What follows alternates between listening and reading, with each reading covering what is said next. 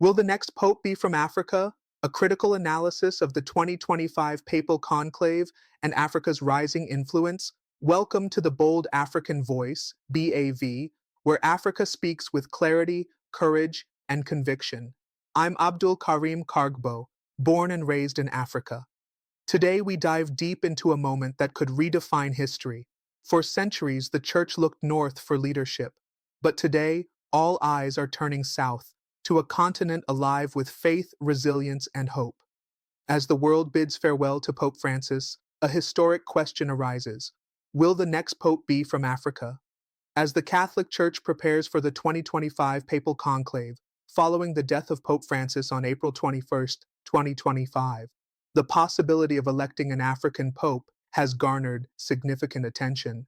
With 18 African cardinals among the 135 electors, Africa's growing prominence in the Church is undeniable. Africa's ascendancy in the Catholic Church.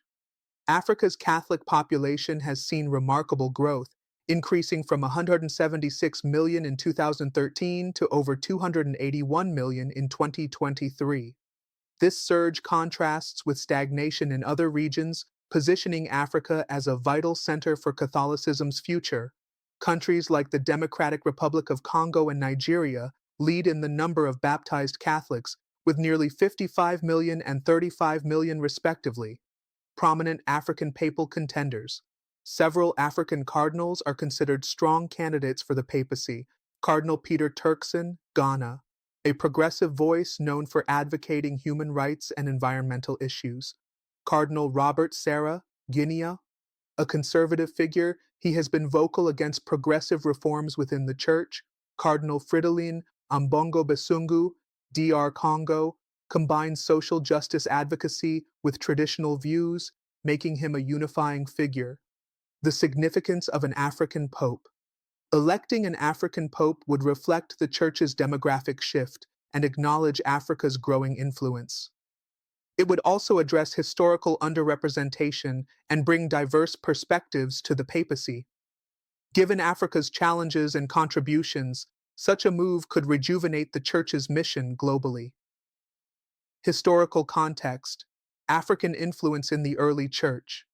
To understand the significance of a potential African pope in 2025, it is essential to revisit the historical roots of Christianity on the continent. Africa was not a latecomer to the faith, it was foundational. The early Church flourished in North Africa, producing theological giants like St. Augustine of Hippo, present-day Algeria, Tertullian, and Clement of Alexandria. These church fathers shaped much of Christian doctrine long before Christianity took deep root in Europe. The decline of Christian influence in North Africa following the Islamic conquests of the 7th century and colonial-era theological impositions obscured Africa's vital role in early Christianity. Electing an African pope today would not only be symbolic, it would be a form of historical restoration, re-establishing Africa's central position in the spiritual leadership of the Church. Structural barriers and political realities. Within the Vatican, despite Africa's growing Catholic population and the presence of influential cardinals, systemic factors within the Vatican bureaucracy may limit the possibility of an African pope. The Roman Curia, the central governing body of the Church, is still predominantly European, and traditionalist views within many voting cardinals could favor a continuity candidate from the global north.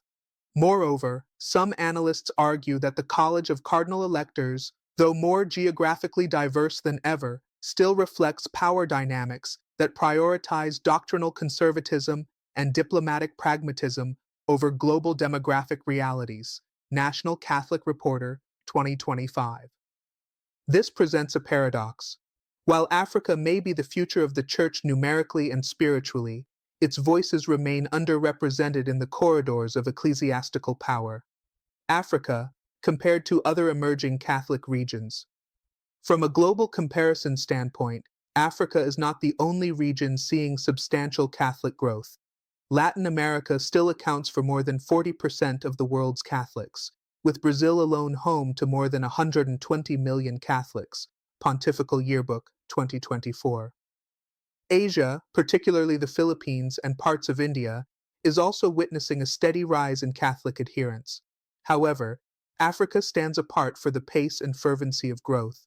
While other regions are confronting secularization and declining mass attendance, Africa continues to report vocations to the priesthood and religious life in increasing numbers, offering the Church new lifeblood.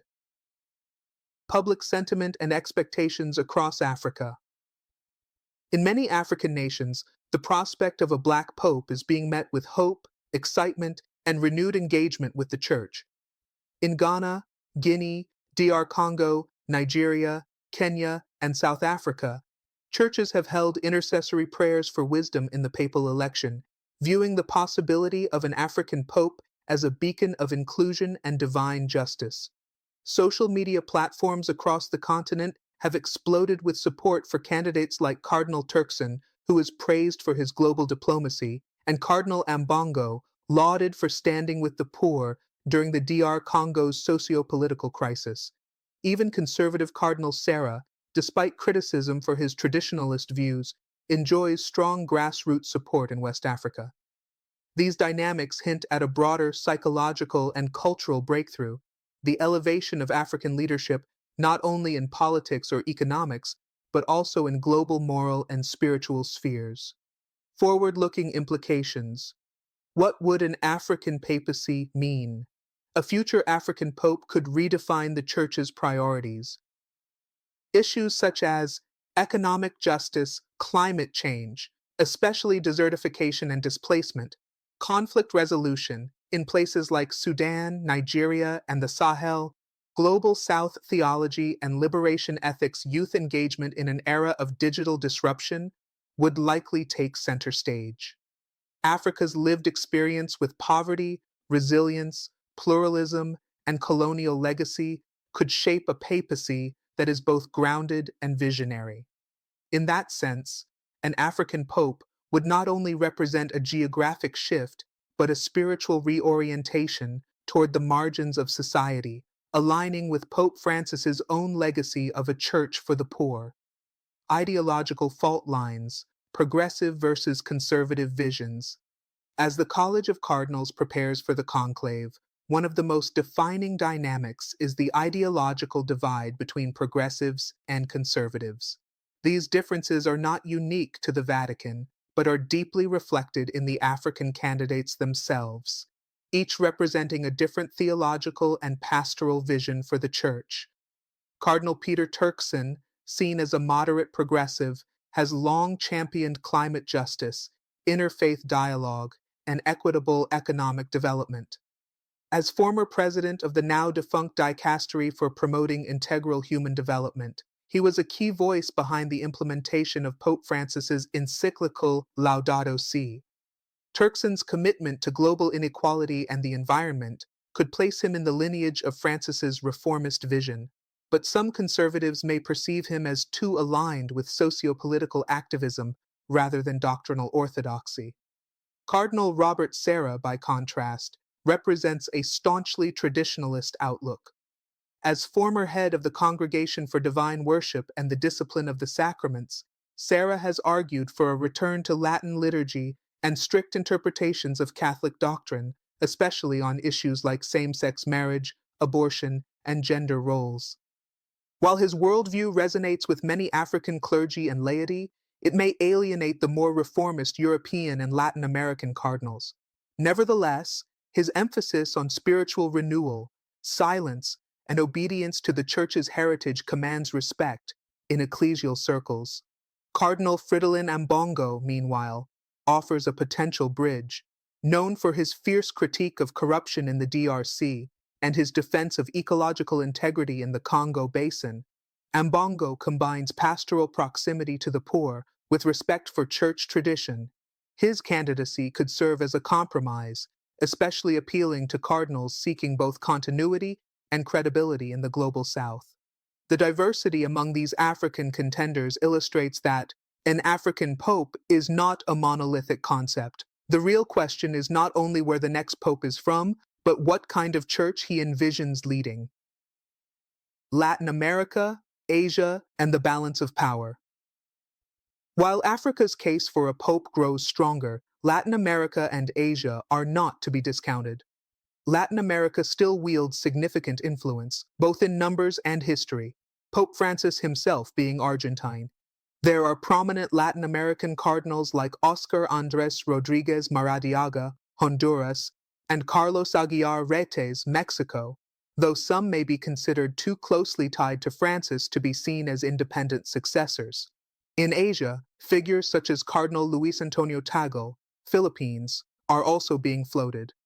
Tagle, a favorite of reformist Catholics, currently serves in a senior role at the Vatican and is viewed as a charismatic figure who could appeal across continents.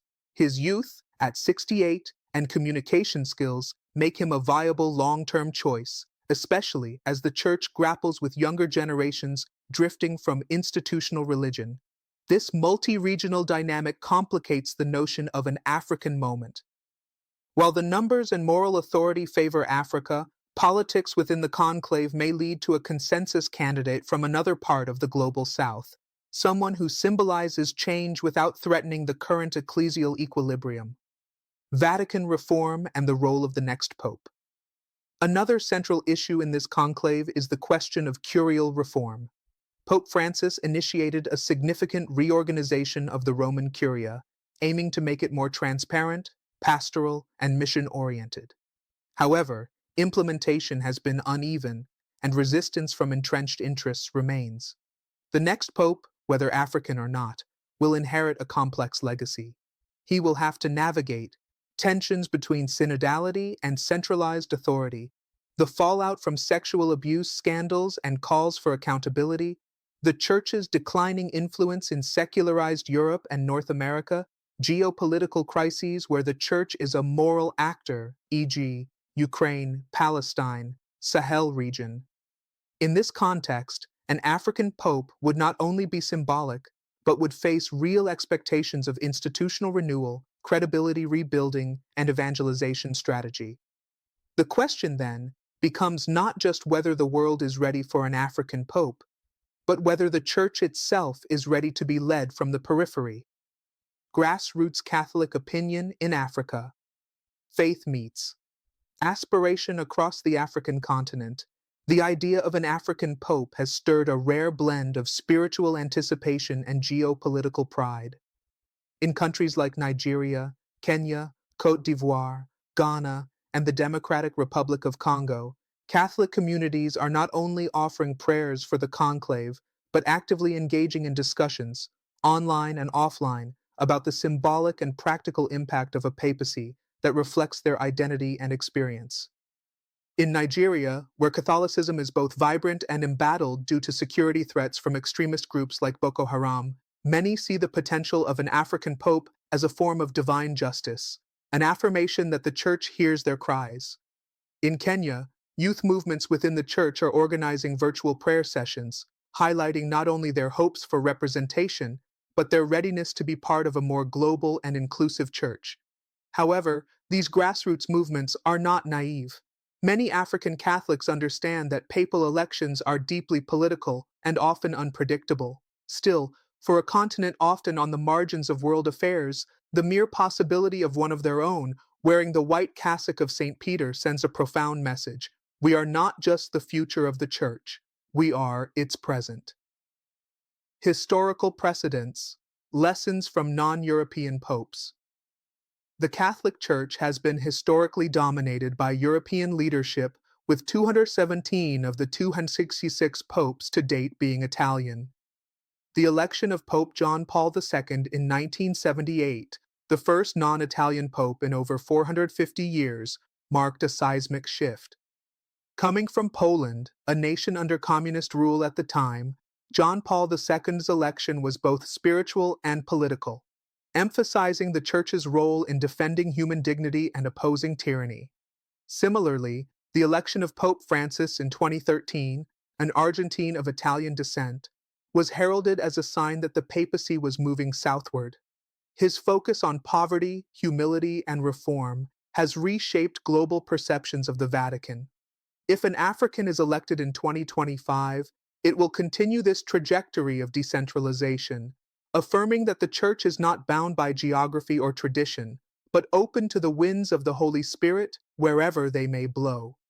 It would also answer growing calls, especially from theologians and laity in the global South, for a church that listens to the periphery, media, perception, and the Vatican's global image. In the digital age, perception matters almost as much as policy. The papacy is not only a theological office, it is also a global communications platform. The image of a black pope, especially one from Africa, would resonate deeply in a world grappling with questions of race, migration, inequality, and post-colonial identity. Major global media outlets like the BBC, Al Jazeera, the New York Times, and The Guardian have already speculated on what such an election might mean, framing it as both a spiritual reckoning and a political act. Within Africa, media platforms such as Africa News, Daily Nation, and Premium Times are closely tracking developments, highlighting the biographies, speeches, and homilies of leading African cardinals. Yet, not all narratives are celebratory. Some Western commentators question whether an African pope might be too conservative or not globally attuned, an argument rooted in both bias and misunderstanding. Such perceptions expose the persistent discomfort some in the global North have with power shifting toward the global South, especially in religious leadership. Still, the Church, if it is to remain universal, must rise above such provincialism. A pope from Africa would not be a pope for Africa, but a pope for the world, embodying both the Church's universality and its spiritual mission to elevate the meek and the marginalized. Conclave dynamics, voting blocks, strategy, and the African path to the papacy. Inside the Sistine Chapel, where the papal conclave unfolds under the solemnity of Michelangelo's frescoes and divine expectation, theology meets strategy. Each of the 135 cardinal electors brings personal convictions, regional loyalties, and often ideological affiliations that influence their vote. For an African to ascend to the papacy, a confluence of diplomacy, vision, and cross-continental alliances must occur. The Cardinal Elector Map, Continental Strengths. The electors are divided roughly as follows. Vatican News, April 2025. Europe, 53 cardinals, Latin America and the Caribbean, 19 Africa, 18 Asia, 16 North America, 15 Oceania, 3. Others, Curia with international allegiance, 11. While Europe retains numerical dominance, the global South, Africa, Latin America, and Asia now collectively commands a slim but growing majority. This demographic shift has real political consequences, as a bloc vote from these regions could determine the outcome if they unite behind a common candidate or agenda. Pathways to an African Pope, the coalition scenarios. 1. The Reformist Alliance. Should reform-minded cardinals from Latin America, Africa, and parts of Asia come together, they could back someone like Cardinal Turkson, who combines doctrinal orthodoxy with global justice credentials. This coalition would likely be built around themes of climate change, economic equity, youth inclusion, and decentralization of church governance. 2. The Conservative Bloc. A coalition of European and African traditionalists could rally behind Cardinal Robert Sarah, emphasizing doctrinal purity, liturgical reverence, and opposition to moral relativism. Sarah's appeal would particularly resonate with those anxious about secularism's spread within the Church. 3. The consensus candidate. If early votes fail to yield a majority, compromise may emerge around a bridge figure like Cardinal Fridolin Ambongo, a candidate palatable to both progressives and conservatives and acceptable to multiple regions. His African roots, combined with a reputation for social justice and theological steadiness, position him as a likely consensus builder. 4. The Latin American-Asian pivot. Should Africa fail to unify behind one candidate, a well-organized Latin American or Asian cardinal like Luis Antonio Tagle could consolidate the reform vote and neutralize Africa's influence, especially if European cardinals prefer someone with closer ties to the Vatican's administrative core. Internal challenges for any African candidate. Even with demographic momentum, African candidates face unique hurdles, limited curial presence. While many African cardinals lead influential dioceses, few hold top-tier positions within the Roman Curia, limiting their exposure and operational alliances inside the Vatican. Western biases, subtle and sometimes overt, doubts linger within parts of the European and North American Church regarding Africa's readiness to lead the global Church, especially on hot-button issues like LGBTQ+ inclusion, clerical celibacy, and women's roles in ministry. Ideological fragmentation within Africa. Despite shared geography, African cardinals do not form a monolithic voting bloc. Their theological leanings, cultural experiences, and pastoral priorities differ significantly, from the urban cosmopolitanism of Accra to the war-scarred resilience of Kinshasa. Nevertheless, if the conclave becomes deadlocked and the global South seeks a moral, symbolic reset, an African pope could quickly transition from possibility to inevitability. Challenges awaiting the next pope. Regardless of origin, the next pope will inherit a church in flux. Key challenges include managing doctrinal unity versus pastoral flexibility, balancing tradition with the need for localized pastoral adaptations, especially in regions facing persecution or rapid social change. Synodality and decentralization, continuing Pope Francis's vision of a more inclusive, listening church where decisions are made through consultation rather than top-down decree. Global moral leadership.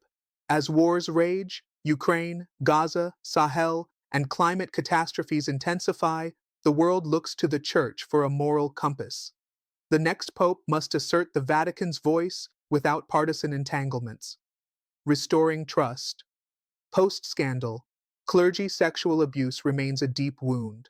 The new pope will have to go beyond gestures, implementing systems of accountability and transparency that earn back moral credibility.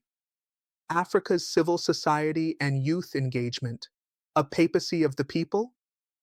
Across African civil society, the conversation about a potential African pope has spilled beyond church pews into classrooms, civic organizations, interfaith circles, and even political commentary.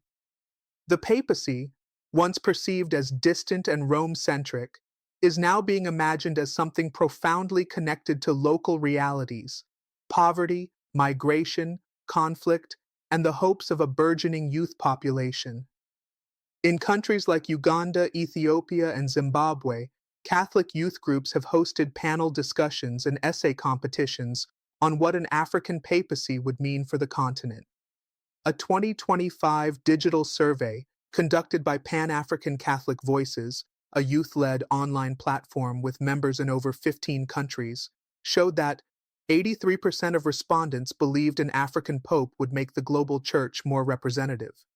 61% hoped he would prioritize issues such as poverty, peace-building, and youth employment.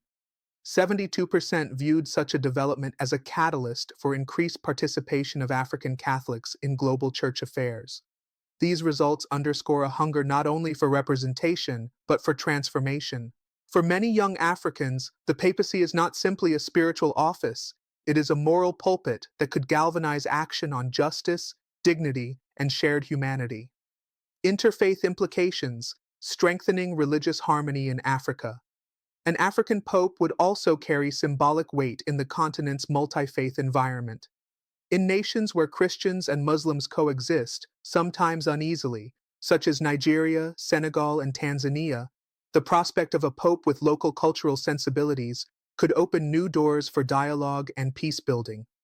Indeed, Cardinal Fridolin Ambongo and Cardinal Turkson have both worked closely with Muslim and traditional leaders in their respective countries, championing interreligious cooperation on issues ranging from education and health to conflict resolution. Their lived experience in religiously diverse societies stands in contrast to some European cardinals whose contexts are increasingly secular. A pope who understands these dynamics firsthand would likely prioritize interfaith diplomacy, not just as a doctrinal necessity, but as a lifeline for peace in regions plagued by extremist violence and identity politics. What an African pope might prioritize. a first 100 days vision. Should an African be elected pope, his opening months would be closely watched not just by Catholics, but by political leaders, social activists, and ordinary people across the globe. Based on the public speeches and writings of the African papal contenders, the following priorities might define his early actions. 1. Recentering the global South in Vatican affairs, establishing new Vatican departments or synods focused specifically on the challenges of the global South, climate resilience, debt relief, education, and health equity. 2. Renewed evangelization through culture, emphasizing inculturation by encouraging the use of local languages, music, and symbols in liturgy and catechesis. This would affirm African spirituality within global Catholicism. 3. Decentralization of church authority. Building on Pope Francis's synodal reforms, an African pope may push for greater autonomy for episcopal conferences, allowing African bishops to make pastoral decisions suited to their realities. 4. Youth empowerment and vocations, launching a global youth and vocations initiative to address declining religious vocations in Europe and invest in seminary formation, lay leadership, and Catholic education across Africa. 5. Peace and conflict resolution, using the Vatican's diplomatic influence to mediate in African conflicts, e.g., Sudan, Eastern DRC, Cameroon's Anglophone crisis, positioning the Church as a credible moral force for peace. Such a vision would not only reflect Africa's challenges, but project Africa's solutions, offering the world a model of church leadership grounded in humility, hope, and human dignity. Global Catholic institutions react, embrace, or resistance.